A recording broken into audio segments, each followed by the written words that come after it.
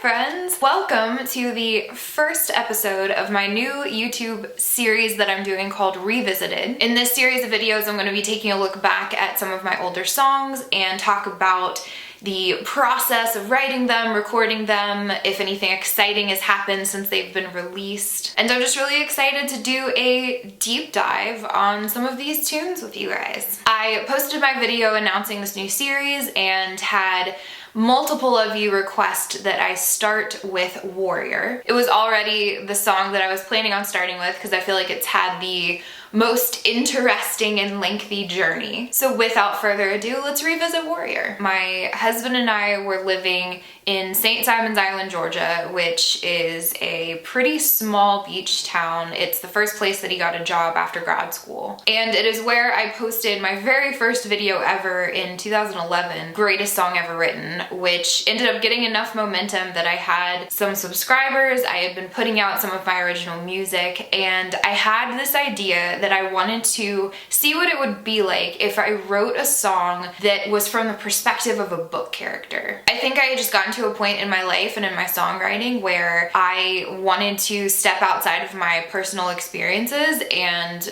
write something completely different than anything that I had done before. And my sister had recently introduced me to this book series by Cassandra Clare called The Mortal Instruments. And I fell in love with the book series, so I figured that that would be a good candidate for a book to start with to do my first book-based song. And at that point, I had no idea that it was going to become a thing that I did a lot more after that. It was just kind of a one-off idea that I was like, hey, like, this will be kind of cool. We'll see what happens. I had borrowed a copy of the book from my sister, and I've got the book here with me, the original one. And I went through and I put post-it notes on words or passages that I thought could inspire some interesting lyrics. And I created this song. And it's funny that I look back at this song and I'm really proud of the songwriting, but it is definitely way longer than songs really should be. Typically with songwriting, it's good to have a song between like 3.5 to 4.5 minutes. That's kind of the sweet spot for song length. I'm pretty sure Warrior clocks in at like 5.5 minutes, so definitely on the lengthier side. But for me, it's really cool because I love the lyrics for Warrior, and I definitely have become a more like knowledgeable and polished songwriter, but I'm still really proud of the stuff that I wrote earlier on. And I can't say for sure because it has been such a long time, but I think the first little snippet that I came up with was the Teach Me How to Fight, I'll Show You How to Win. And then I really loved the idea of kind of swapping the fatal flaw and mortal sin as mortal flaw and fatal sin. I thought that was like a cool little tricky bit of songwriting. And I wanted the song to show Clary's growth, especially through City of Bones, which is why each of the pre-choruses, it starts with, I question who I am, I'm seeing who I am, I'm sure of who I am. That was very intentional because I wanted it to show her confidence building as the book and the series went on. So, wrote this song, very, very proud of it, decided to post the live version of me singing it on YouTube. Fascinated me, cloaked in shadows and secrecy, the beauty of a broken angel. And I was so excited about it that I was like, how can I get more people to see this, especially more people that love books? So I sent it to TMI Source, which is a big Mortal Instruments, Shadowhunters fandom website. And I posted it on Twitter and tagged Cassie. And much to my elation, they both shared the video of the song, and it started kind of taking a life of its own, and people were really enjoying it, and it was all very, very exciting. As it started picking up momentum, I think this was around the time that they announced that there was going to be a City of Bones movie, and I was obsessed with the idea of potentially having Warrior in the City of Bones movie in some capacity. And I didn't even necessarily think that I needed to be the one singing it. I honestly, at that point, didn't fully plan on being a music artist myself. I thought I was going to be more writing for other people. So I went to Nashville and I recorded a demo version of Warrior, with the intention that hopefully the people that were doing the movie could hear the song, potentially find a big artist to be able to perform it, and that this song that people were really embracing in this fandom would get to be part of this project. I had never recorded anything in a studio before, so this was a completely new experience for me. Very, very interesting to compare it to my present day experiences with recording. Couldn't be more different. How I do recording now is that I am there from the start to the finish of the recording process. I essentially co-produce with Daniel because, you know, every single like sound or effect or instrument, I am sitting there, we are brainstorming together. It is a totally collaborative process. When I recorded Warrior, since it was really designed to just be a demo,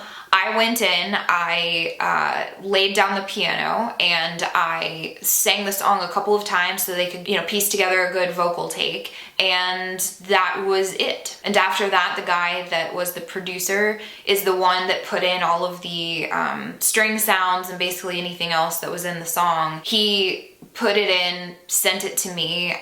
I didn't know any better to just be like, sounds great. Like for me at that point, I was like, this is the coolest thing that's ever happened to anybody. And it sounds wonderful. By the standards I have for myself now, I don't want to say that it's like cringy to go back and listen to the original version of Warrior. It's not something I do very often because when I hear it, I just am thinking about, man, like my vocal could be so much better, and oh, like these are things that I would love to change about the instrumentation. I just know more now. I imagine it's probably like an artist when they look back at earlier work, and it's not that they aren't proud of it, but when you hone your skills and you know more of what you're doing, it can be a little weird to look back on your stuff that's less experienced. But by any case, I now have this recording of Warrior with the intention of trying to get it into the movie. And the funny thing is, I wasn't even really planning on releasing that version. I was working with a music company at that point, and they suggested, well, since the live video is doing really well, why don't you just go ahead and put it on iTunes? And people are doing these videos where it's the song and they just put the lyrics over it and put it on YouTube. So why don't you think about doing that? So I put out the Warrior lyric video. Teach me how to fight, I'll show you how to win. You're my mortal flaw and I'm your fatal sin. And let me feel the sting, the pain, the burn under my skin. It came out on April 1st, 2013. I think it's hilarious that I released something on April Fool's Day. Definitely not intentional. And it really was just for the purpose of showing the City of Bones movie people, look, people are liking this song. And that is where it gets pretty crazy, because people were listening to the song and they kept listening to it and they kept sharing the lyric video. And I'm pretty sure TMI Source and Cassie tweeted and shared it again. And it was crazy because it had this moment that was only the second time I had experienced it. The first time was with Greatest Song Ever Written, where you put something out and like you're sharing it and you're promoting it, and all of a sudden it takes on a life of its own. The views and the attention it's getting is not because of anything you're directly doing, it's just kind of growing organically. The lyric video is doing great, people love the song. It does not get into the City of Bones movie. Definitely disappointing, but not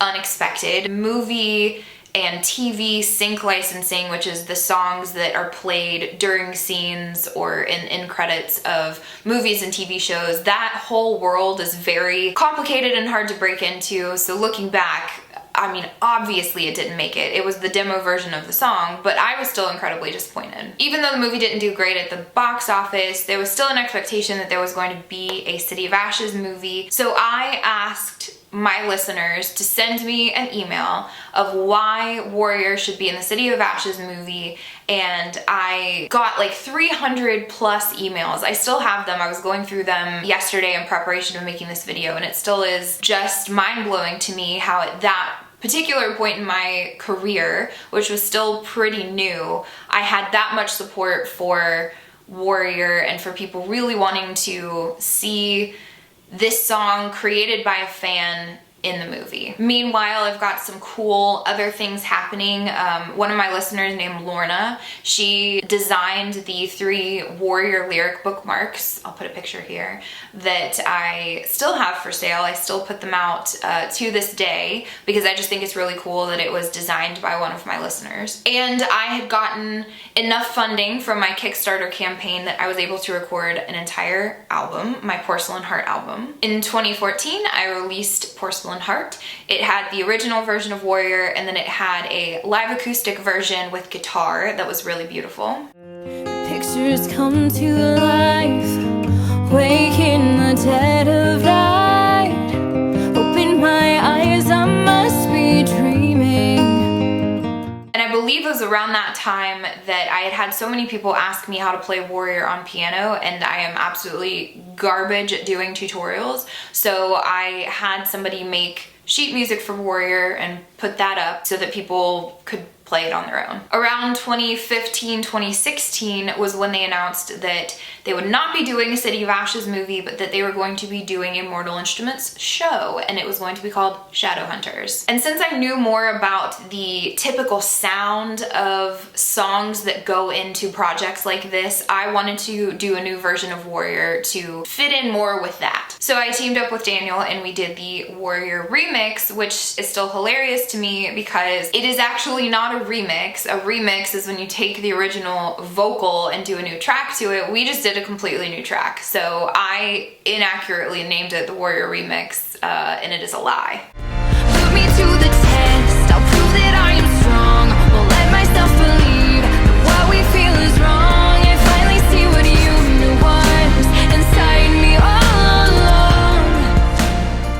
But it was exciting to give it this more cinematic feel, and I worked with somebody that pitches music to TV shows and film, and was really hoping that this time maybe Warrior would be part of a Mortal Instruments something. I remember we even had a Twitter campaign going of hashtag Warrior for Shadowhunters. And it may sound ambitious, if it's in it at all, I'd be over the moon. But to hear my song Warrior in Shadowhunters would be a fangirl's dream come true. People really rallied around this song, and I, to this day, I'm just very humbled and grateful that the fandom really embraced and adopted this song as their own. But, as you can guess, did not make it into the show. Again, disappointing.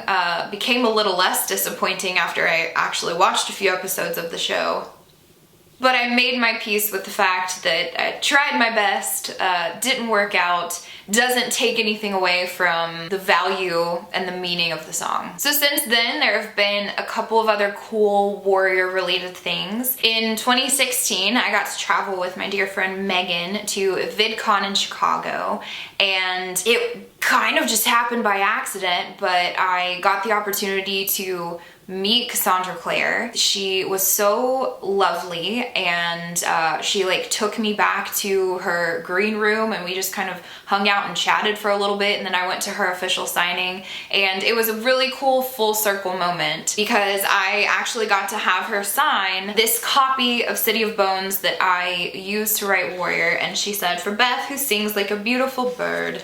From Cassandra Clare. So thanks, Cassie. In 2018, there was a rapper that contacted me that was interested in using Warrior as a sample in his song, and I just thought that's how you know you've made it, is when you're sampled in a rap song. So I absolutely gave my blessing, and it turned out really cool. Cause it's the coward blaming everything around him, pointing fingers at the reason why they drowning. Make excuses when they lose to their surroundings, but I'm a warrior, something different about him.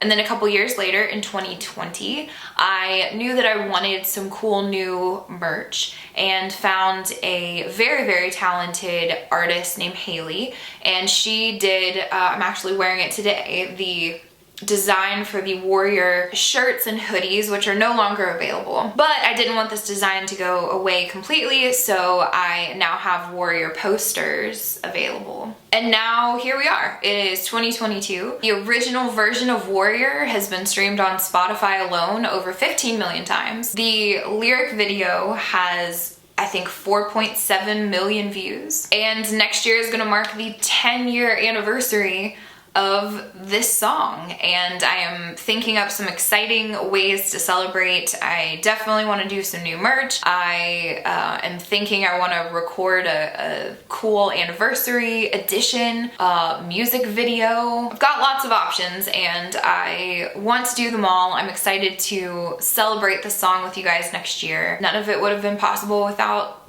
your support, so thank you. I hope that you guys enjoyed this first episode of Revisited. Please let me know in the comments what songs you want me to go back and talk about, and I love you guys, and I will see you next time. Bye!